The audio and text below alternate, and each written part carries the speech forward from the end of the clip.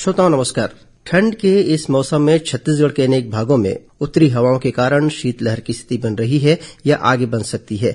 इसके अलावा अनेक स्थानों में कोहरा भी छा जाता है। मौसम की इन दोनों परिस्थितियों में क्या सावधानी बरतनी चाहिए और यदि इनसे प्रभावित हो जाएं तो किस तरह से उपचार करना चाहिए, इस बारे में अधिक जानकारी के लिए आज हमारे साथ हैं मौसम विज्ञानी श्री एचपी चंद्रा।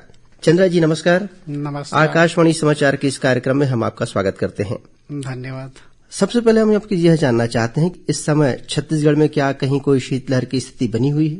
नहीं, अभी तक तो शीतलहर की स्थिति नहीं बनी है, लेकिन चूंकि मैदानी क्षेत्र है जहां पर टेम्परेचर है 10 डिग्री से या उससे नीचे चले जाए तो उस स्थिति में काफी ठंड का एहसास होता है और लोगों को वायरल फीवर या अन्य जो सर्दी से संबंधित बीमारियां हैं वो होने के खतरे रहते हैं।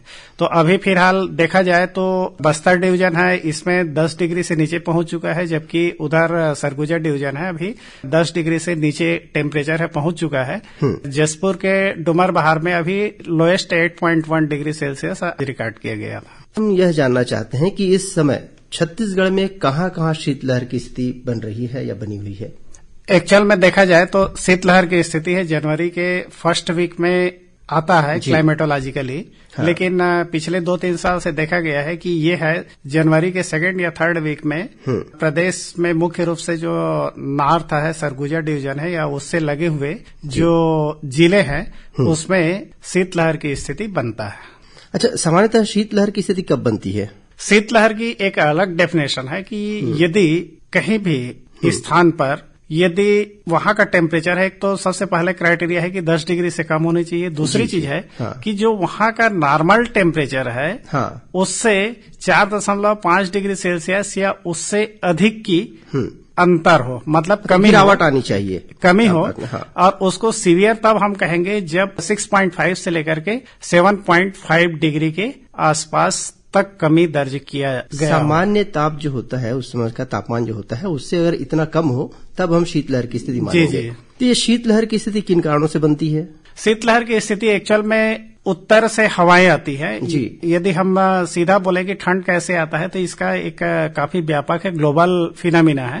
ये साइबेरिया में एक हाई प्रेशर बेल्ट बनता है जहां से हवा है बाहर की ओर आता है, आने के कारण से वो हिमालय से टकराते हुए आगे की ओर बढ़ता है जी। तो चूंकि पश्चिमी विक्षोभ बीच में हवा की दिशा में परिवर्तन कर देता है, इसलिए भारत में देखा गया है कि जो न्यूनतम तापमान में कमी या बढ़ोतरी बीच बीच में पीरियडिकली चलते रहता है।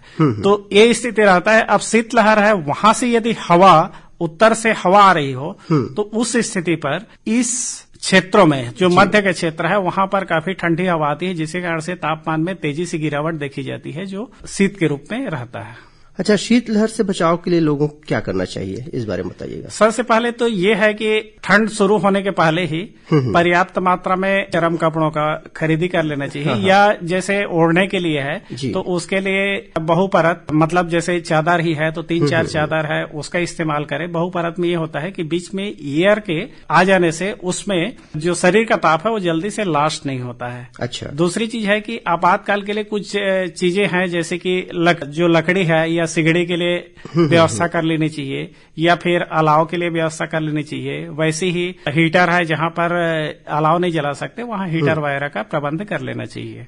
दूसरी चीज है कि शीतलहर के दौरान हम क्या करें, तो ये सबसे पहले तो ये देख लें कि रेडियो और टीवी में लगभग दिया रहता है कि कब शीतलहर चलने वाली है, कब शीतलहर नहीं चलने वाली। इसलिए सबसे पहला ये है कि मौसम के समाचार को जरूर अटेंड करें, इसमें पता चलता है कि शीतलहर की स्थिति आ रही कि नहीं आ रही है।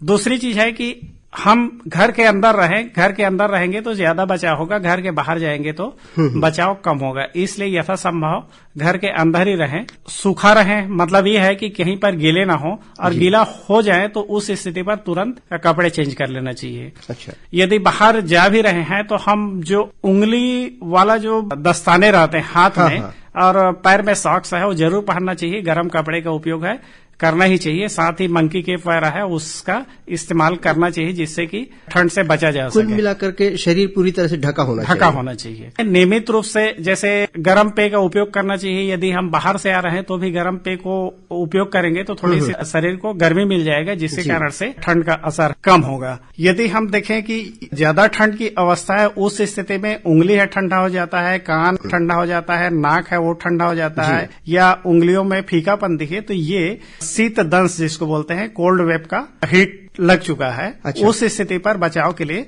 कुछ उपाय करना चाहिए। एक बात बताइए, जैसे आपने कहा कि शीतलहर से प्रभावित होता है आदमी, शीतलहर से प्रभावित हो जाता है तो उस स्थिति में उन्हें क्या करना चाहिए? ऐसी स्थिति में ऐसा क्या करें और क्या नहीं करें, इसके बारे में भी बताइएगा। सबसे पहले तो यदि घर के आसपास में है तो शीतलहर से बचने के लिए घर के अंदर ले जाएं, उसको कपड़े से ओढ़ा दें। यदि संभव हो तो जैसे छोटा बच्चा है या और कोई व्यक्ति है जिसके साथ में बॉडी के साथ में टच करके यदि सो सके, जैसे बच्चे हैं तो उसको माँ है अपने बॉडी से एकदम टच करवा कर रख ले, ताकि उसको शरीर की गर्मी मिले। थोड़े बड़े हैं या जिनको हम वैसा नहीं कर सकते तो उनके लिए यही है कि एक इतना गर्म पानी रहे कि उसको सहने लायक। उस स्थिति में जितने भी दंश वाले क्षेत्र हैं वहां पर पानी से धीरे धीरे सेकना चाहिए, जिससे कि शरीर की गर्मी है वो बना रहे। अच्छा। तीसरी चीज है, आजकल इलेक्ट्रिक ब्लैंकेट वगैरह भी आ गए हैं तो उसका भी इस्तेमाल किया जा सकता है। अच्छा। और यथासंभव हो तो रूम को गर्म करने के लिए जो भी संभव उपाय हो वो करना चाहिए। एक और बात, क्या नहीं करना चाहिए ऐसे लोगों को जो प्रभावित है शीतलहर से? देखिए, जो शीतलहर से प्रभावित है तो उसका खून के जमने की एक संभावना बनती है, जी, या उसकी डेंसिटी काफी बढ़ जाती है। तो इसलिए एक तो सबसे बड़ी बात है कि उसको मालिश नहीं करना चाहिए। मालिश करने की जगह में आप गर्म पानी से और किसी चीज से उसको गर्म करें। गर्म करने के बाद में फिर उसको धीरे धीरे सहला सकते हैं, लेकिन मालिश नहीं कर सकते। दूसरी चीज है, पहली बात आपने जैसे कहते हैं कि मालिश नहीं करनी चाहिए। सामान्यतः हम देखते हैं कि हाथों को अगर गरमाना है तो हम दोनों हाथों को आपस में रगड़ते हैं और कुछ दिक्कत होती है तो उसमें मालिश करते हैं। यहाँ पे मालिश नहीं करना चाहिए वाली बात है, तो इसको थोड़ा विस्तार से समझिएगा। एक फ्रॉस्ट की कंडीशन आता है जिसमें कि बर्फ में शरीर है चला जाता है। जी, हाँ। तो उस कंडीशन पर क्या होता है कि उस एरिया में, पर्टिकुलर क्षेत्र में बर्फ के साथ में शरीर के भी ब्लड है वो जमने लगते हैं। यदि हम उस स्थिति पर हम मालिश करें दबा करके तो उल्टा सेल्स को खराब करेंगे, जिसके कारण से और स्थिति है बिगड़ सकती है। उसके जगह में हमको जो पानी का है या फिर हीटिंग के लिए जो दूसरा रूम के अंदर में उपाय कर सकते हैं वो करना चाहिए, मालिश नहीं करना चाहिए। जहां तक कि छत्तीसगढ़ में है तो वहां पर वैसा कहीं पर बर्फ तो जमता नहीं है, इसलिए यहाँ पर सबसे पहले है कि गर्मी देने के लिए जो भी उपाय कर सकते हैं, चाहे अलाव से दे या हीटर से दे या ब्लैंकेट के थ्रू दे, ज्यादा गर्म कपड़े उड़ा दें। गर्म कपड़े उड़ा सकते हैं जी। गर्म पेय जरूर देना चाहिए कि थोड़ी थोड़ी देर में जितना संभव हो वो गर्म पेय देना चाहिए। शराब बिल्कुल ना दें, क्योंकि शराब पीने से उल्टा बॉडी का टेम्परेचर है वो गिर जाएगा। अच्छा, गर्म पेय पदार्थों की आपने बात की, तो इसमें क्या दिया जा सकता है? जितने भी है, पानी भी दिया जा सकता है, चाय या कॉफी दिया जा सकता है, या जो भी गर्म करके पेय पदार्थ है, जैसे छत्तीसगढ़ में है पसिया जो चलता है, चावल का मार है, उसको भी दे सकते हैं। अच्छा, ये शीतलहर से बचाव के बारे में आपने बताया। अब इसके साथ एक और बात आती है, हमारे यहाँ जो धान का कटोरा कहते हैं छत्तीसगढ़ को, और इसमें जो किसान भाई हैं उनको शीतलहर चलने की स्थिति में कौन कौन सी सावधानियां बरतनी चाहिए, इस बारे में बताइएगा।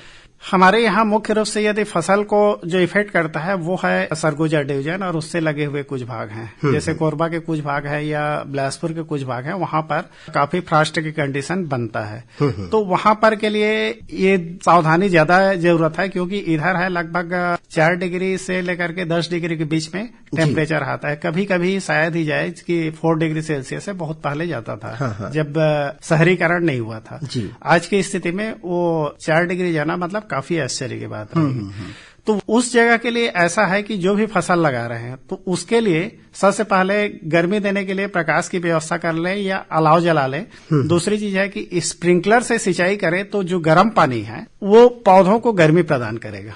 नीचे का भूमि का जल है वो हाँ, थोड़ा गर्म रहेगा या रहेगा। पानी है अपेक्षाकृत गर्म ही रहता जी है। जी। दूसरी चीज है कि जो बिना पके हुए फसल है उसको हम किसी चीज से ढक ले, जैसे सरगंडा है या स्ट्रॉबेरी है, पॉलीथीन सीड्स से है, इससे ढक दें। केले के गुच्छे हैं उसको सरंद पॉलीथीन से ढक दें जी। धान की नर्सरी है जिसमें कि अपन थरहा जिसको बोलते हैं, तो हाँ। थरहा को रात में पानी दे दें, लेकिन सुबह है वो उसको निकाल दें। तो इस तरह से उसको चेंज करते रहें पानी को डेली का डेली। सरसों का फसल है, राजमा है या चना जैसे फसल है, तो इसको बचाने के लिए सल्फ्यूरिक एसिड है, ये 0.1% की दर से या थियोरिया करके केमिकल आता है, इसको 1000 लीटर में 500 ग्राम थियोरिया को डालकर छिड़काव किया जा सकता है। इसमें जो शीतलहर का जो क्षेत्र है वहां पर शीतलहर से बचने के लिए पेड़ों के बीच में खेती करना चाहिए, जिससे कि जो ठंडी हवा है उससे बचा जा सके। और जो पौधे हैं उसको फरवरी के अंत या मार्च के शुरुआत में इसको छटिंग कर दें। उसके बाद में फिर एनपीके मतलब नाइट्रोजन, फास्फोरस और पोटास दें। और शीतलहर के बीच में बिल्कुल कोई किसी प्रकार का खाद है वो नहीं देना चाहिए, क्योंकि उससे जड़ है वो कमजोर हो जाया रहता है और इसके कारण से वो उसका उपयोग नहीं कर पाता, वो वेस्ट हो जाता है। जी। अब किसानों के बाद एक और है कि पशुपालन व्यवसाय से भी काफी लोग जुड़े रहते हैं। तो पशुपालन करने वाले हैं उन हमारे साथियों को, ऐसे व्यवसाय करने वालों को आप क्या सलाह देना चाहेंगे कि इस शीत लहर के दौरान या इन दिनों किस तरह की सावधानी बरतनी चाहिए? देखिए, ये पशु जितने भी हैं वो एडवर्स मौसम की कंडीशन बनता है, उस स्थिति पर उनकी शरीर पर प्रतिकूल प्रभाव पड़ता है, जिसके कारण से तनाव आता है। तनाव आने के कारण से वो जितना उत्पादन देना चाहिए वो नहीं देते हैं। तो इसके लिए सबसे पहले तो ये है कि ठंड से बचने के लिए जो भी उपाय कर सकते हैं वो करना चाहिए। मतलब पशुओं को ठंड के समय में खुले में बिल्कुल ना ले जाएं, उसको सेट के अंदर रखें। और रात के समय है जहां ज्यादा ठंड पड़ता है वहां पैरा है या और किसी चीज से उसको बिछावन दे दे, यथासंभव बोरा वगैरह से ढक करके उसके ऊपर के भी भाग है जो ठंड से बच सके उसका उपयोग करें। दूसरी चीज है कि इसमें प्रोटीन की मात्रा को बढ़ा दें, साथ ही जो गेहूं वगैरह है, जो दाने हैं उसको 10 से 20% मात्रा है यदि दाने के रूप में दे रहे हैं तो उसको बढ़ा दें, क्योंकि ठंड के सीजन में एनर्जी लॉस ज्यादा होता है। इसलिए ये खाद्य पदार्थ के रूप में जो देते हैं वही एनर्जी के रूप में देता है, जो पशुओं के स्वस्थ रहने के लिए आवश्यक है। अच्छा।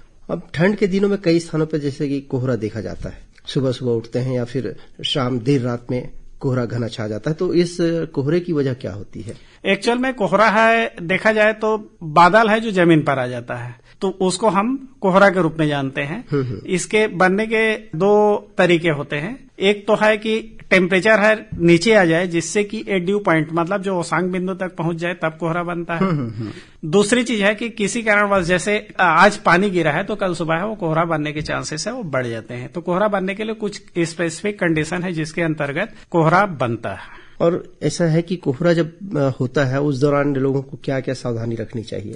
देखिए, मुख्य रूप से जो कोहरा में समस्या आता है यातायात की। जी। सबसे ज्यादा इंटरप्ट होता है वो है वायुयान की यातायात, क्योंकि उसको विजिबिलिटी है मिनिमम 800 मीटर चाहिए, तो उस कंडीशन पर वो उसका परिचालन होता है। जी। बाकी जैसे हम देखें कि यहाँ तो बहुत ज्यादा डेंस नहीं रहता, लेकिन सरगुजा डिवीजन में काफी डेंस मतलब फॉग बनते हैं, बहुत ज्यादा घना होता है, बहुत ज्यादा घना होता है, जिसकी विजिबिलिटी यदि हम देखने की क्षमता देखें तो 10 मीटर, कभी कभी तो 2 मीटर 3 मीटर ही रहता है। तो मतलब अपने 2-3 मीटर दूर आदमी को भी हम नहीं देख सकते, किसी भी चीज को नहीं देख सकते। हाँ। तो इतना भी हो जाता है। तो उस कंडीशन पर अब किस क्वालिटी का कोहरा बना है इस पर डिपेंड करता है। जनरली कोहरा है वो ड्रॉपलेट्स होते हैं। जी। तो ड्रॉपलेट्स होते हैं, मतलब ये है कि यदि हम 4 व्हीलर को चला रहे हैं तो जो ग्लास है सामने का उसमें पानी जमने की संभावना रहेगी, जिसके कारण से चलाने में दिक्कत होगी, फिर सामने देखना भी बहुत कठिन होगा। इसी तरह से जो बड़ी गाड़ियां हैं उसको तो बिल्कुल एक किनारे में कर दें और हेडलाइट को जला दें और पीछे की जो पार्किंग लाइट है उसको जला दें, जिससे कि कंटिन्यू जलते रहे, यथासंभव हो बाहर न जाए। और सबसे बड़ी बात यह है कि अस्थमा के मरीज है बिल्कुल इस स्थिति पर नहीं निकले। अच्छा, उन पे ज्यादा दुष्प्रभाव पड़ता है? उन पर ज्यादा प्रभाव पड़ता है, क्योंकि उस जो ठंडाई के साथ में नमी भी जाता है। और जितने भी ग्लास जो पहनने वाले हैं, चाहे हम हेलमेट का उपयोग कर रहे हैं या फिर सामान्य ग्लास का उपयोग कर रहे हैं, तो उसमें वेपर जमने के कारण से एक्सीडेंट होने का खतरा रहता है। पैदल चल रहे हो तो बिल्कुल एकदम सड़क के किनारे में अपनी साइड में ही चलें, जिससे कि कोई हमसे आकर के न टकराए। चौकों में हमें लंबी हार्न देना चाहिए, लंबी हार्न दे करके ही हम चौक को पार करें। यथासंभव हो किसी प्रकार का वाहन का परिचालन है उससे बचना चाहिए। चंद्र जी, आपने हमें बहुत महत्वपूर्ण जानकारी दी शीतलहर के बारे में, और ये किस कारण से होता है और इससे किस तरह से बचा जा सकता है। बहुत महत्वपूर्ण जानकारी आपने दी, इसके लिए हम आपके हृदय से आभारी हैं। धन्यवाद। आप सभी को धन्यवाद। तो श्रोताओं, अब हम आपसे विदा लेते हैं। नमस्कार।